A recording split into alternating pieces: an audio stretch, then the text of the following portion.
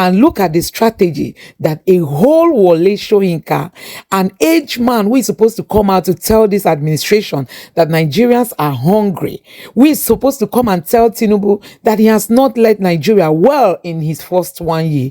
He's taking on Peter Obi, saying Peter Obi is not fit. So guys, they were thinking that the Obidients movement would die and Peter Obi will not have any way again in the political arena. But now that the Obidients movement has survived, here is their next strategy. Professor Wole Soyinka has come out to say that Peter Obi and his team are not fit to rule Nigeria. Also, this guy has come out to say Obidients are disrespectful. Take a look at this. I'm your son, Akweke Francis Okoye.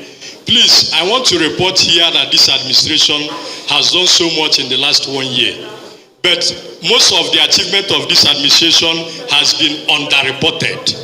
I am urging the Ministry of Information, the Secretary to the Government of the Federation, and all other parastatals, agencies of government who are saddled with the responsibility of telling Nigerians what the Bola Ahmed Tinubu administration has achieved to increase their tempo. Those of them in the street are being intimidated by the propaganda from the Obidients platform, from the Atiku and PDP platform. I'm telling you the truth. Thank you. Please. So we need to increase the tempo on what the Asiwaju administration has achieved. Let the people hear it and know it. Thank you very much. Peter Obi has not even governor. They are already assessing him. But those who are already in governance, they are not being assessed. So guys, I'm going to allow you to take a look at this reaction. Just take a look for yourself. All right, Professor Wole Soyinka has been alleged to say he hopes Peter Obi, a former Labour Party presidential candidate, will not contest the next election. Soyinka said this in a recent interview with Noble Nigeria, arguing that the actions of the Labour Party leadership in the last election showed that he and his team were not fit to govern Nigeria. The literary icon further accused Obi of controlling the online trolls responsible for the insults directed at him and other prominent figures who raised critical questions about the party's campaign during electioneering period. Now, he was said constantly insulted. He said he was constantly insulted by Obi supporters known as Obidients on social media, especially X.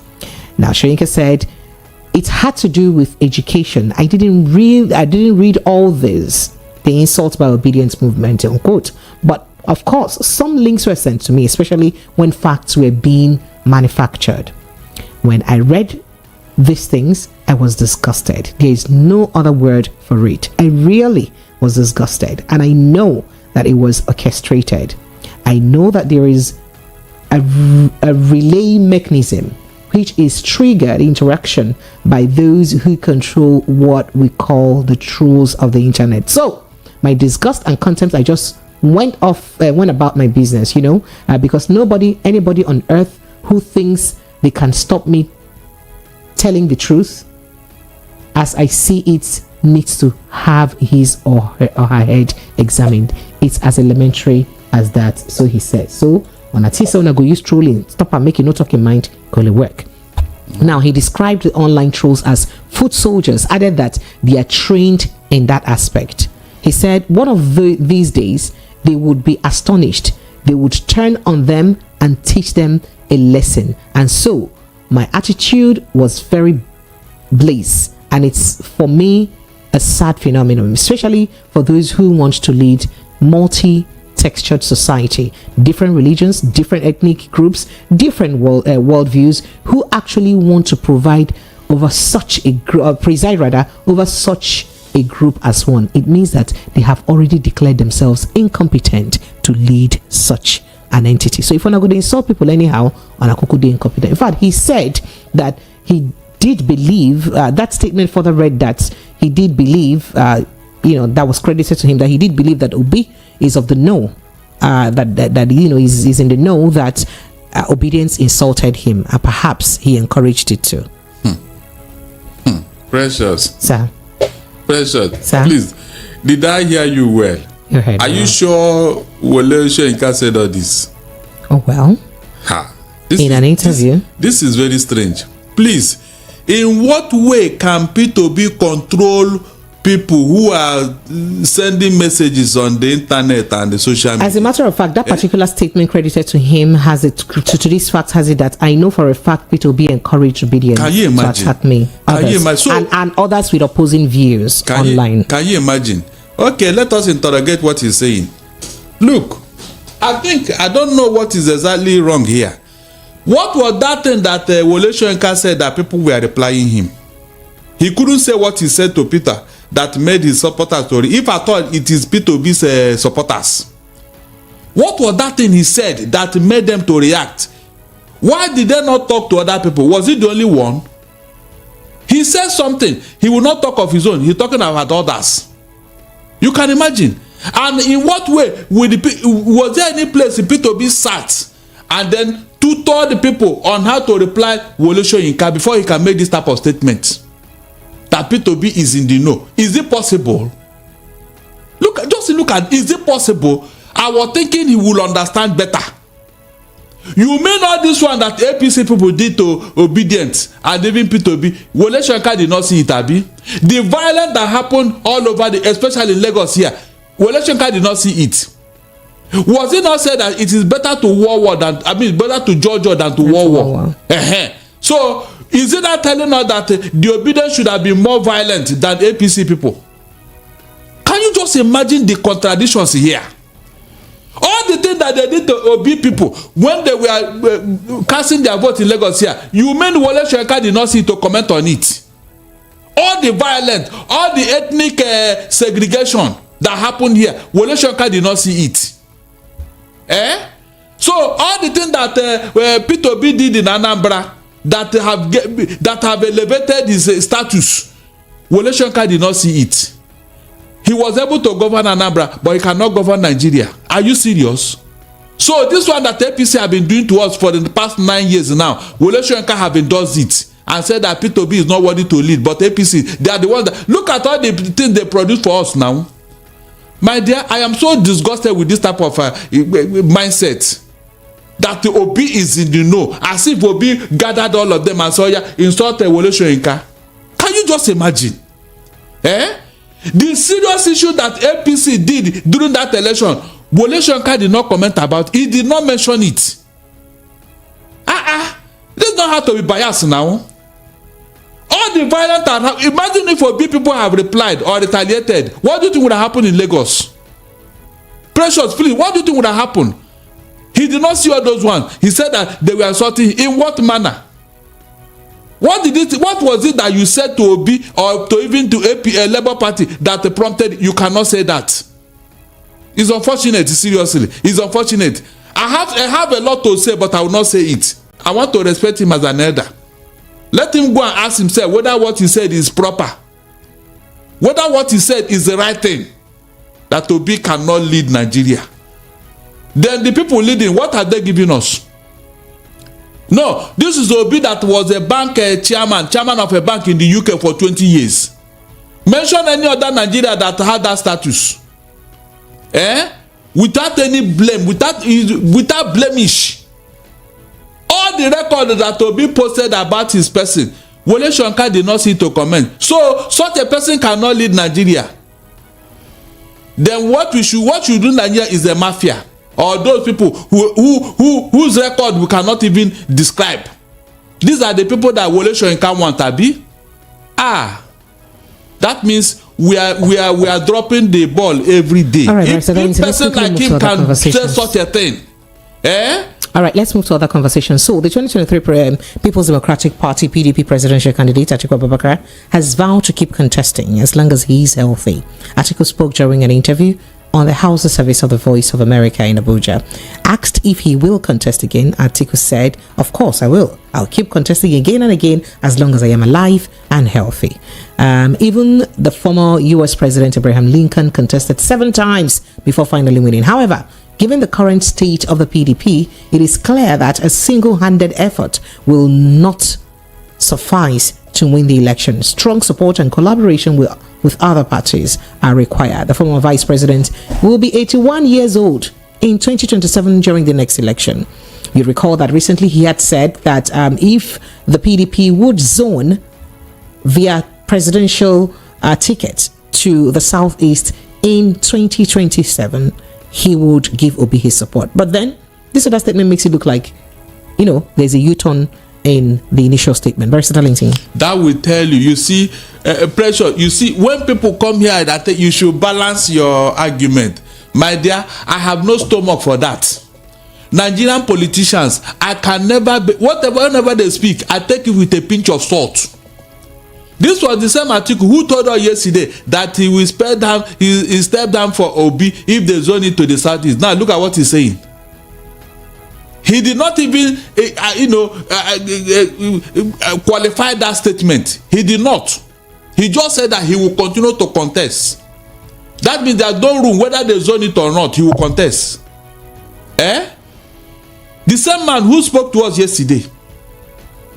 So you can see. So when I come here and I said I have no stomach for this shenanigan, this is my reasons. Because they can embarrass you. You start talking what you don't know. Whenever they say something now, my dear, I will not believe them until I see it. Until I see it. So those of them who will come and say you should balance what? Look at what you want me to balance now. I should have been praising him for saying that. Look at the U-turn he had made. I have no room for them because they have deceived us for too long for me to believe any of them. That is the truth. A politician will discuss with you now. By tomorrow morning, he'll be asking you, what was that thing we said? I forgot to know. Please, can you remind me? Then most time they'll say the press misquoted them. Pressure, they'll say you people, you misquoted them. These are the things the people were following. No single truth in their mouth. Meanwhile, if you try this deceit elsewhere, it will cost you your political career. For lying alone is a serious offense. That was what chased Boris Johnson out of office now. He lied to the British people now. He lied to them. And the journalists went to bring it out. They were calling him a liar in his face. Even when he pleaded with the House of Commons that he said, no, you're a liar, you must go. But here, they lied to our face. We see clap for them. Precious, I have told you here, there is something wrong with us. Seriously, there is something definitely wrong with the way we do things here is unimaginable. I'm telling you. You see people who have put you in a very serious cage. Instead of you to say, no, I want to get out, you stay there and be clapping for them. Inside the cage they put you, you are still clapping for them, you are still supporting them. All right, Barrister Valenti, let's move to other issues very quickly because we have quite an area of conversations to cover this evening. So, Muhammad Sanusi II, deposed as the Emir of Kano 4 years ago by former Governor Ganduje, has been reinstated to the throne by Governor Abba Yusuf. Yusuf announced the decision today, Thursday, after signing the Kano State Emirate Council Repeal Bill 2024 into law. So, bottom line, remember that just, I think, 2-3 days ago, they called to look properly into that law. For the House of Assembly to revisit that law and look into it properly. For those who may not understand what went down, so Sanusi Lamido Sanusi, after having a bit of squabble with President Goodluck Jonathan, went on to, retired and became an emir in Kano State. Let me just cut it short. And then, within that period, when he became an emir, while Kwankwaso was in office, when Ganduje came, who was Kwankwaso's deputy, by the way, he had issues with him, mostly bordering on the fact that he criticized that government a lot. I think the straw that broke the camel's back was on one borrowing of, I think, $1 billion thereabouts by the Kano State, by then Ganduje's government. And you know that Sanusi is always very vocal about issues like that. So Ganduje, went ahead to water down the office, not just watering down the office, disbanded the Emirate Council, as it were, and ensured that there were 5 emirates created, and then appointed emirate head or emirs for each of the emirate councils. But this is what, and I mean, this is a tradition that has been in process for over 1,000 years or 100 years and counting. And this is what, Abba Yusuf has come now to repeal. So, Barrister Darlington, would you say that Abba Yusuf took the right decision by bringing back the original culture of the Kano people? Or is this still politically motivated, understanding that Sanusi is friends with Kwankwaso, who is his political father? My dear, there is no political motive here. The only thing is that injustice was done and somebody want to correct that injustice. Is that what is political here? All the things Ganduje did in Kano, if they give you, if they reveal to you, in fact, if they expose you, if they expose those things that Ganduje did in Kano State, you'll be shocked. I'm telling you. This man violated everything that is dear to Kano people. He violated it. Because of one man, you went that far. The injustice has been corrected. That is what matters. That even the Bayero man, he didn't even contest. He left. He quietly moved out. They gave them 48 hours. So did you hear any squabbling? Did you hear anything in Kano except jubilation? Please, did you hear that people are killing themselves for except jubilation? The man knew that injustice was done. He knew. That is what happened when people take laws into their own hand and do whatever, forgetting that there will be tomorrow. Sidney Sheldon wrote one bestseller. You know the title, If Tomorrow Comes. So tomorrow have come for all of them. He never thought it will happen, but it has happened. Even Gandhi, he never thought that this could. It has happened. Ganduje did a lot of unthinkable things in Kano State, and that was why the Kano people hated him. He was doing it with so much impunity and arrogance. All because of what? Politics. You now violated a tradition that had been there even before you were born. So you think that his actions then was just purely violation of... In fact, it was pure politics, unnecessary politics, which is being corrected now. I said, why is Kano not burning if it was wrongly done by the new governor? You can see the jubilation, you can see the calmness. That means people welcome the man back. They know that he was unjustly treated. They know. That is what happened when people were trying to, massage the ego of Buhari, who even refused to intervene. He liked it because Sanusi was criticizing his government. Okay, all the criticism that time, Precious, are you not seeing the result now? Are you sure that wherever Buhari is now, he will be a happy man after seeing what is happening with his regime? Will he be a happy man? All the things he have done, look at how they are reversing it. They are gradually.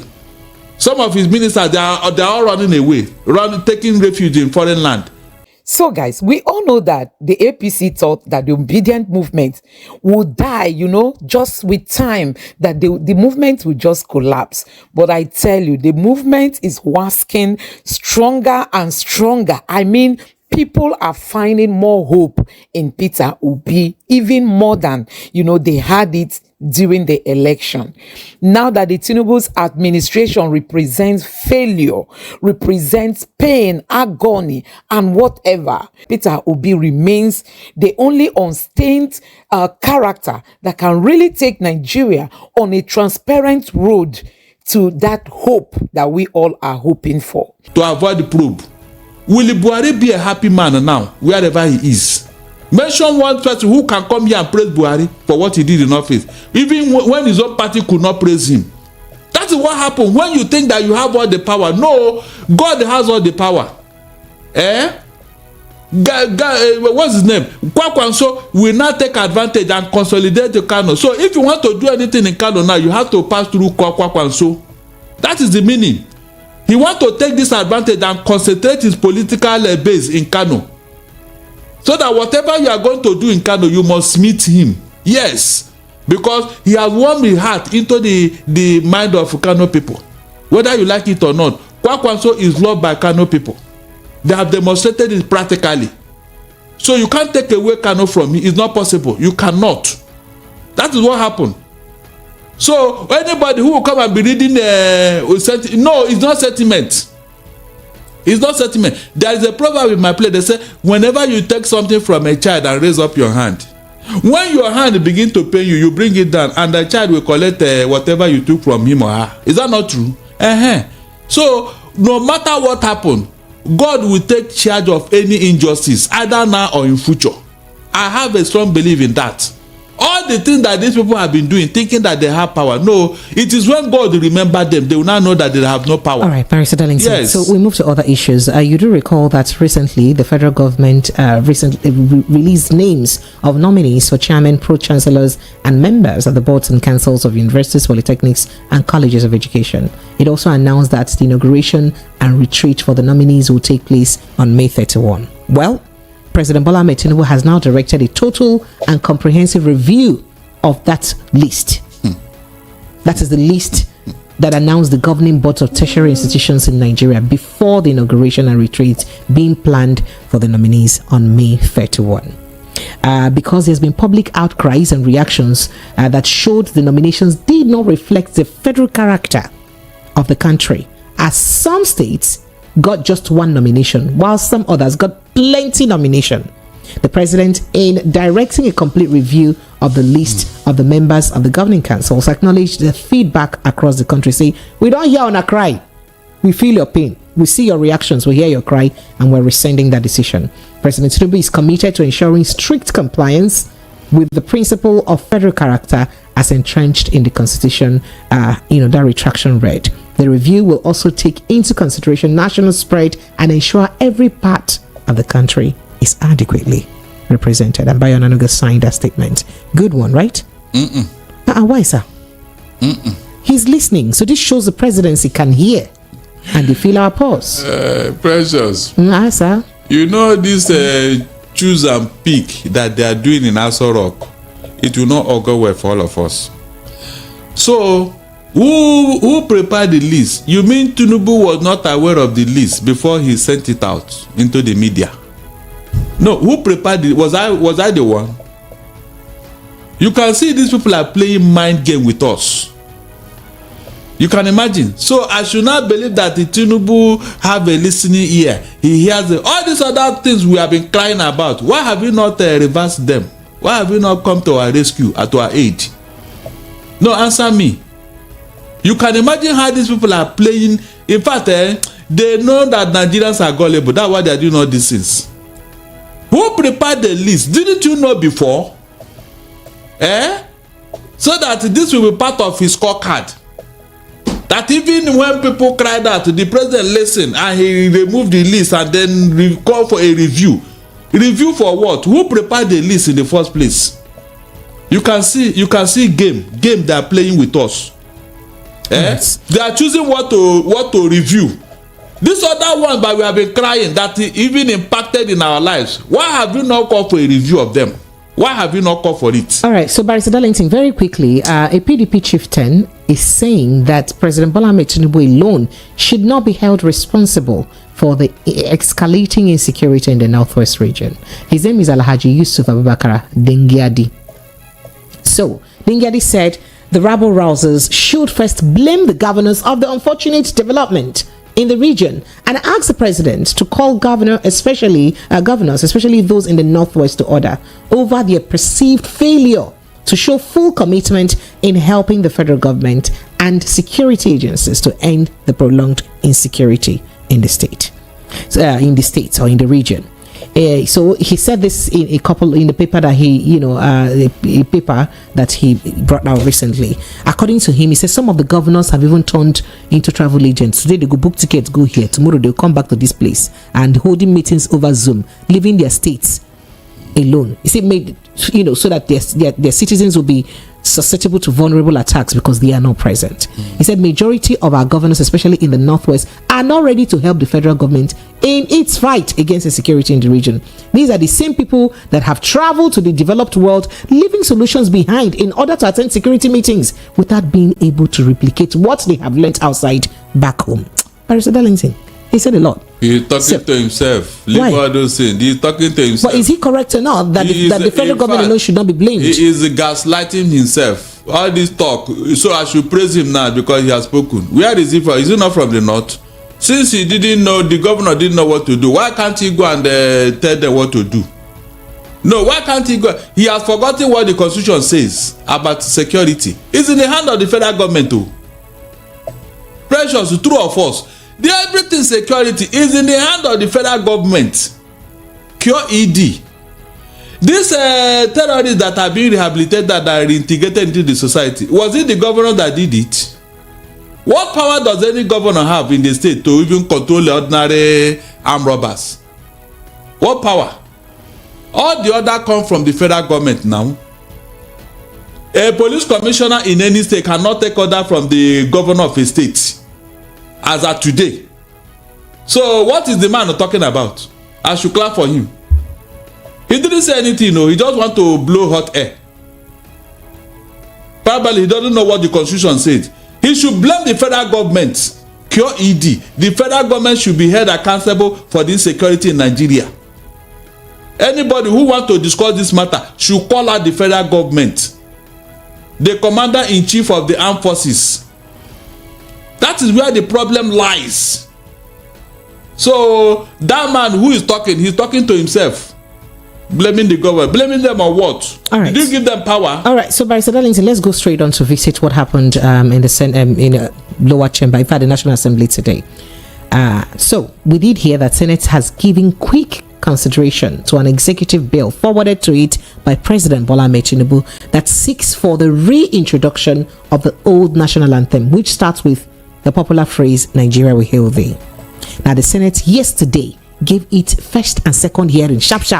They introduced them yesterday, give them first hearing, second hearing, sharp. Now, this followed the presentation of the bill of the lead debate on the general principles of the executive bill by the sponsor, the Senate leader, Senator Okpeyemi Bamidele, who is APC Ekiti State. The bill titled "A Bill for an Act to Provide for the National Anthem of Nigeria and for Matters Related thereto 2024." which was read for the first time yesterday, also giving accelerated hearing where it scaled second reading yesterday. So today now, in the floor of the chambers, the House of Representatives passed the bill already, and adopting the national anthem despite opposition from some lawmakers. Now, the bill sponsored by the majority leader Julius Nhuvere was debated for a second reading in the House of Rep. Remember, yesterday's one was the Senate. Today's one now is House of Rep. And rushed through a third reading amid opposition from some lawmakers. Leading the debate on the bill, Mr. Nhuvere said the content of the old anthem is far better than the current one, which was Nigeria will hail thee. Speaking against the bill, the minority leader Kingsley Chinda said the anthem should not be a thing of priority to Nigerians. That is, there are other issues affecting Nigerians more than anthem. Why be saying an anthem when I go rush quick? Nah, we didn't raise up. You don't pass first, second, you don't enter third reading. And quoting him, he says, for every law, there must be a spirit to it. If we asked what is the essence of this law, what are we going to tell Nigerians? I will talk about history.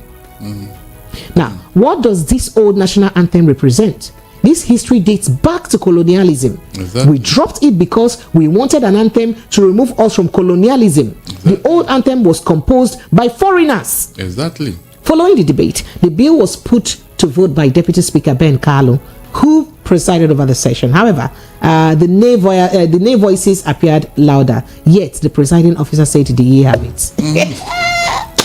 So the nays were like, yeah, now we want them, but they say na lie, now the years have it. So the ruling generated complaints from lawmakers. However, the deputy speaker insisted on ruling it. Amid the opposition, the deputy speaker rushed the motion through. And let's see, go here now, the consent of the motion. But Sheikh Husani had this to say about it. So he tweeted in his X, he said, tampering or changing the national anthem or national pledge of Nigeria should be done after wider public consultation. Exactly. And should be factored in the process of constitutional amendments. Forgive me, my eyes are still shaky even I'm on glasses. So quoting him further, he says, or would be misinterpreted as a surreptitious attempt to dissolve the country by altering one of its most important pillars. That is, if they no consult widely first before they even take the decision, they like say then one scatter the country by altering one pillar where they hold the country together. Now, yeah. So, do you agree with former Senator Sheikh Husani? In fact, Precious, it is not only it is not only unfortunate, it is treasonable. What these people are doing, they don't even know the implication. Seriously. You just woke up. If it's treasonable, why would the presidency, if the presidency, because the newspapers have it that the presidency sent this to them, it's an executive bill. I know. So why would the presidency lead them into something that is treasonable? Exactly. That's what I'm telling you here now. They should be asking the president, what is the need for this old item you want to bring into our lives again? That means we are going back. We are going back to Egypt now. Where we came out from slavery. We are going back to it. At least before you do something, you ask yourself, the national anthem, what will it add to our life now? The confusion it will bring to our schools, our children. Have you considered it? The confusion it will bring now. People will start memorizing another. I am telling you. From the one they already know. You can just woke up for no reason. What has the national anthem got to do with the economy that is down? Can't you just imagine? I said these people, I just don't know what is going on. Seriously, confusion is too much. They just woke up and take a rational decision. By the time this thing will now get into somewhere, they will say, okay, you suspend it. Let us consult widely. Putting the cart before the horse. They will say, suspend it. Let us consult widely. Is that not what you're supposed to do first? To know whether Nigerians want it or not. It has no bearing to it. Nothing. You just want to say, yes, he's the one that brought the old anthem back. So that what will happen? Will it make Nigerians to become patriotic with the way you people are treating them? These people don't even know how to build a nation. You don't build a nation by all these shenanigans. It can never happen. It is the way you treat their citizens. I am telling you, it is the way you have, thought of their welfare. That is what will make them to become patriotic, not all these words that you want to bring that was written by colonial masters. You can imagine. Is it that somebody is influencing the president or what? Hold on. Is it that somebody is influencing him?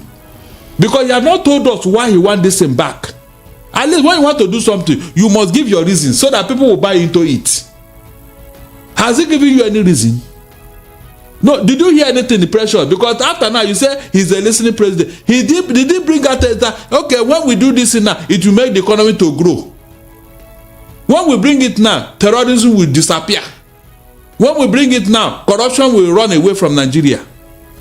Well, Precious, there are things I don't want to even talk about, but I can't help it. Seriously, this thing is not what we need now. It is not important. So you think that Honorable Chinda's, contribution? The man is right now. He's very correct, but because he's in the minority now. This APC, because of their popular, their large number in the National Assembly, everything they just ram it into our throat that we should swallow it. This democracy that is the game of number, we are going to review it because these people, it is obvious they don't know what they are doing, because if they know what they are doing, they will not be doing all these things they are doing. All right, Barrister Darlington, quickly, the federal government says the administration of President Bola Ahmed Tinubu is making efforts to reduce the cost of living and put more money in the pockets of Nigerians. So make on no worry, money will soon show. The Minister of Information and National Orientation, Alhaji Mohammed Idris, made this known today, Thursday, in Abuja as the ministerial briefing on the first year anniversary of Tinubu's administration. Now, the minister said that the administration came on the strength of renewed hope agenda and had started laying a solid and enduring foundation that would make life better for the people. The foundation now will be like this. In fact, said landmark initiatives like Consumer Credit Corporation, the Nigerian Education Loan Fund, presidential initiative on compressed natural gas, the 200 billion naira presidential grant, student loan scheme. Say all this one follow for waiting the one use make life soft for now. Also, he said the agriculture and food security efforts, including the launch of dry season farming and massive fertilizer distribution, the Renewed Hope Infrastructure Development Fund, and the Renewed Hope Cities and Estates programmed are among the foundations that the president has laid to make your life better and remove you from poverty and then give you plenty wealth.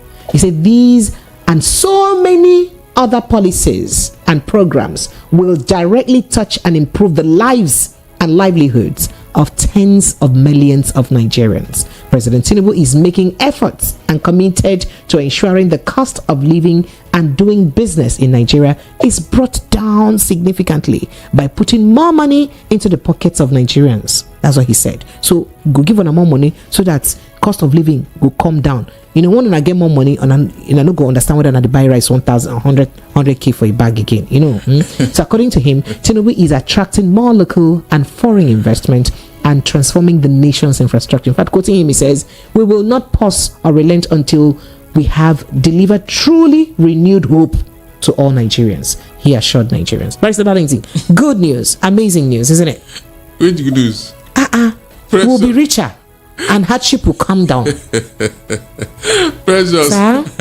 In fact, I am tempted to believe you, but I cannot. Why, sir? The more money you are there, are they going to distribute this money from street to street, from village to village, from town to town? I don't understand. Where will the more money come from? With this 58,000 naira minimum wage, when you are paying NEPA bill 33,000 naira every month.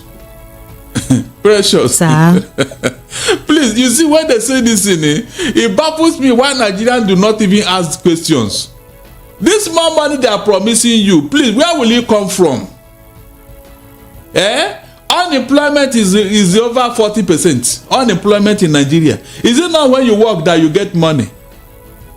So where are the companies? This one that are folded up. Hey, God Almighty. This thing surprises me. Oh. You mean with what is on ground, these people are still telling all these stories.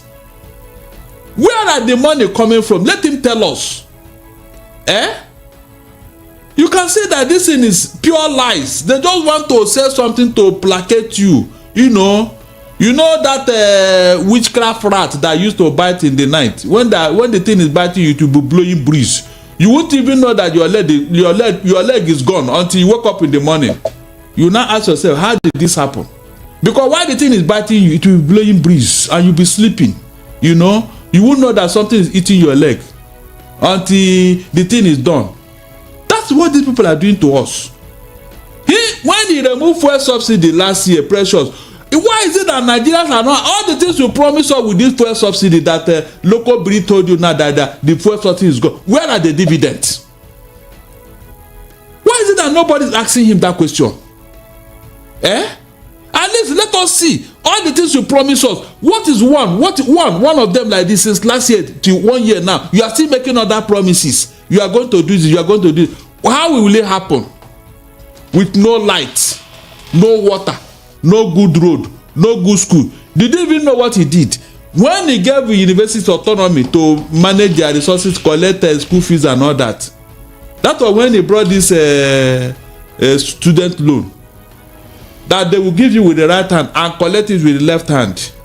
As I talk to you now, Precious, Joe Biden is cancelling over how many billions of dollars of student loan that they could not pay. He's writing it off. It was in the news yesterday. Joe Biden, US president. All right, so if a country like US is now writing off such a loan, such an amount because they could not pay, is it you? Is it you? With what economy? With what resources are you going to, fund this your student loan? So guys, we all know that the APC thought that the Obidient movement would die, just with time, that the movement will just collapse. But I tell you, the movement is waxing stronger and stronger. I mean, people are finding more hope in Peter Obi, even more than, they had it during the election. Now that the Tinubu's administration represents failure, represents pain, agony, and whatever, Peter Obi remains the only unstained character that can really take Nigeria on a transparent road to that hope that we all are hoping for. and look at the strategy that a whole Wole Soyinka, an aged man who is supposed to come out to tell this administration that Nigerians are hungry, who is supposed to come and tell Tinubu that he has not led Nigeria well in his first 1 year. He's taking on Peter Obi, saying Peter Obi is not fit. Peter Obi has not even governor. They are already assessing him. But those who are already in governance, they are not being assessed. So guys, you have seen it for yourself. You can imagine Wole Soyinka at his age, somebody who is supposed to stand for the rights of Nigerians, who is supposed to come out to speak truth to power. Like somebody tweeted and said, oh, this man is even close to his grave. He should better say the truth. You know, somebody at his age is not supposed to be afraid of these politicians. What would they give him that will make him not to say the truth the way it is? With the suffering going on, with all the wahala Nigerians are going through physically, psychologically, mentally, and otherwise, with all that Nigerians are going through, this man did not even see the need for him to come out and say truth to power and tell Tinubu, oh, you have not really done well. At least tell Tinubu that make sure your next 1 year will be better than your first 1 year, that you've not done well. He's not taking on Tinubu, he's taking on Peter Obi, who is on his private life, meeting the needs of people, going around Nigeria, meeting people, listening to them, giving them the widow smite that he has. Peter Obi does not embezzle government money. What he gives people is his own sweat. So for people who are expecting him to be giving them in billions, Peter Obi does not have that. He gives the much he can, and he does it with a clear heart, no matter what people want to say. But Wole Soyinka, instead of him commending Peter Obi, who has been touring Nigeria, going around to meet with Nigerians, listening to their plight, know what they are going through, he's rather taking on Peter Obi, saying that Peter Obi cannot lead Nigeria. Nigerians, where has this happened, where old men at his age will not want to say the truth? So guys, let me know what you have to say about this in the comment section below. Please don't forget to subscribe to the channel and turn on the notification bell. Thank you.